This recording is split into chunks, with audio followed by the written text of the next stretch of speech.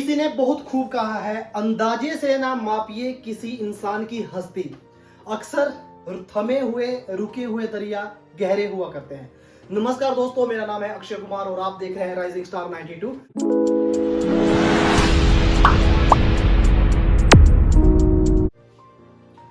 तो दोस्तों, एक बार प्रोफेसर अपनी क्लास में बच्चों को बहुत ही ज्यादा इंटरेस्टिंग सी स्टोरी सुना रहे थे। स्टोरी इस प्रकार से थी कि एक बार समुद्री जहाज में काफी ज्यादा लोग थे, सवार थे, और अचानक ऐसा होता है कि उनका जहाज दुर्घटनाग्रस्त हो जाता है, उनका एक्सीडेंट हो जाता है और रेस्क्यू टीम को तुरंत पता चलता है और रेस्क्यू टीम भी उसी टाइम पहुंच जाती है, लाइफ बोट, लाइफ जैकेट, अलग अलग चीजें लेके। तो वो जो है रेस्क्यू कर रहे होते हैं लाइफ बोट को लेके, और बोट में काफी ज्यादा लोगों को भर के किनारे पे लेके जा रहे थे, रेस्क्यू कर रहे थे, और उनकी जो रेस्क्यू था वो सफल भी हो जाता है। सारे लोग, ऑलमोस्ट सारे लोग जो है किनारे तक सेफली पहुंच जाते हैं। और अंत समय में क्या होता है कि उस समुद्री जहाज में सिर्फ दो ही लोग बचते हैं, जो कि आपस में पति पत्नी होते हैं। और पत्नी पति के कान में कुछ बोलती है तो पति फटाक से उस पत्नी को उधरी धकेलता है, उधरी छोड़ता है, और खुद जो है वापिस किनारे में आ जाता है। बिकॉज जो लाइफ बोट होती है वो सिर्फ एक ही बच्ची थी और एक ही बंदे को वो रेस्क्यू कर सकती थी। तो उन्होंने एक निर्णय लिया और पति ने क्या किया कि पत्नी को फटाक से वहां पर धकेल के फेंक के और खुद जो है बच गया।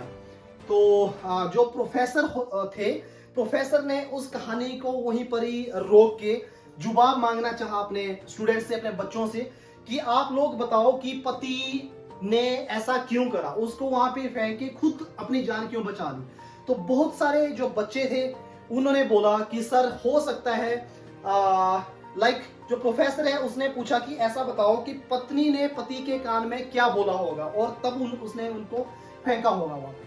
तो बहुत सारे लोगों ने बोला, बहुत सारे बच्चों ने बोला कि सर, आई हेट यू बोला होगा, और किसी ने अपने अपने तर्क दिए। तभी प्रोफेसर की नजर पड़ती है कि साथ में एक इनोसेंट सा लड़का, बच्चा बैठा हुआ था। उसको पूछा कि आप अजय, आप क्या सोचते हो कि पत्नी ने पति के कान में क्या बोला होगा। तो अजय ने बोला कि सर, उसने बोला होगा कि आप हमारी संतान का ख्याल रखना। तो प्रोफेसर ने बोला कि आपको कहानी का पता था क्या?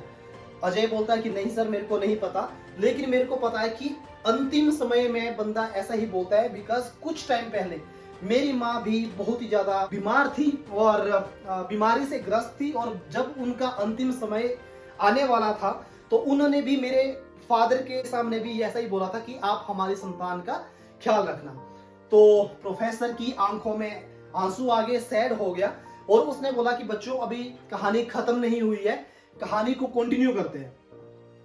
तो उन्होंने बोला कि जो समुद्री जहाज था वो एंड पे डूब जाता है और जो पत्नी होती है वो मर जाती है, उसकी मृत्यु हो जाती है। फिर जो पति होता है वो समुद्र पे आते हैं, सेफली उसको रेस्क्यू कर लिया जाता है, और जो पति होता है अपने घर जाके लाइक अपनी बेटी होती है, उसकी छोटी बेटी होती है घर पे, उसका पालन पोषण करता है, उसको पढ़ाता है, लिखाता है, बहुत बड़ा बना लेता है। और उसके बाद जब वो बड़ी हो जाती है लड़की, तो उसकी शादी करवा देता है। और समय का चक्रव्यूह है, उस आदमी की भी कुछ टाइम बाद मौत हो जाती है।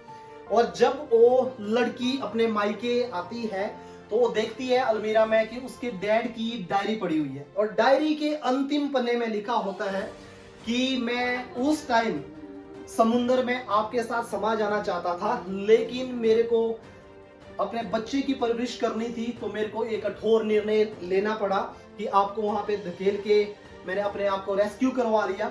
वैसे भी आप बीमारी से ग्रस्त थे, कुछ दिनों बाद आप वैसे भी इस दुनिया को छोड़ के जाने वाले थे, तो मेरे को ये निर्णय लेना पड़ा। लेकिन मैं आपसे बहुत ही ज्यादा प्यार करता हूं। मैं सच बताऊं तो उस समय, उस क्षण आपके साथ ही समुद्र में समा जाना चाहता था, और आपके अलावा मेरा इस दुनिया में कौन है। मैं सच में ही आपसे बहुत ही ज्यादा मोहब्बत करता हूं। ये जो कोड था, ये जो लाइंस थी, उस लड़की ने पढ़ा, उस लड़की ने भी आज तक कहीं ना कहीं उसके दिमाग में ऐसा चलता रहता था कि पापा ने बहुत गलत किया कि मम्मा को वहीं पर छोड़ के अपनी जान बचा ली। तो दोस्तों, जिंदगी में ऐसी बातें होती है जो सही और गलत से भी ऊपर होती है। हम में से बहुत सारे लोग अपनी प्रतिक्रिया दे देते हैं, जल्दी निर्णय ले लेते हैं, और अगर हम ऐसे ही इमीडिएटली रिएक्ट करते रहेंगे बिना बातों को समझे, तो हम अपने लोगों को जल्दी खो बैठेंगे, बहुत सारे लोगों से दूर चले जाएंगे, अकेला हो जाएंगे। तो अपनी प्रतिक्रिया इमीडिएटली रिएक्शन देना बंद करिए कि हाँ इसका यस होगा, इसका नो होएगा। आजकल तो बल्कि रिलेशनशिप पे ऐसा भी होता है कि दो ही ऑप्शन देते हैं, या यस या नो। तो ठीक है गाइस, मैं हमेशा की तरह आपको कहता हूं, अच्छा बनिए, बेहतर बनिए, बेहतरीन बनने की कोशिश करिए। मिलते हैं ऐसे इंटरेस्टिंग वीडियो के साथ, तब तक के लिए जय हिंद, जय भारत।